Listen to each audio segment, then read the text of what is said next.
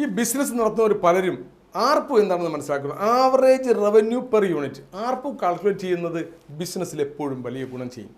എങ്ങനെയാണ് കിട്ടുന്നത്? ഒരിക്കലും ഒരു ബാർബറുടെ അടുത്ത് ചോദിച്ചു, നിങ്ങൾക്ക് ഒരാളുടെ മുടി വെട്ടാൻ എത്ര രൂപ ചിലവ്? എനിക്കെന്തൊരു ചിലവ്, വന്നിരിക്കും, ഞാൻ മുടി വെട്ടും, പൈസ കിട്ടുന്ന എല്ലാം എനിക്ക് ലാഭം തന്നെ, പിന്നെ വാടകയും കറണ്ടേ അറിഞ്ഞു, അത്രയല്ലോ എനിക്ക് ചിലവ്. അല്ല, ആർപു കാൽക്കുലേറ്റ് ചെയ്യാൻ നമ്മൾ കൃത്യമായി മനസ്സിലാക്കണം. ഒരു ഉദാഹരണത്തിന് നിങ്ങളുടെ ബിസിനസ് ഒരു ബിരിയാണിയാണ് നിങ്ങൾ ഉണ്ടാക്കുന്നതെങ്കിൽ അതിന് വാങ്ങുന്ന റൈസ് എത്ര, അതിന് വേണ്ടുന്ന ചിക്കൻ എത്ര, മസാല എത്ര, ഓരോ സാധനത്തിനും പ്രത്യേകം കോസ്റ്റ് കാൽക്കുലേറ്റ് ചെയ്യാൻ നിങ്ങൾക്ക് കഴിയണം.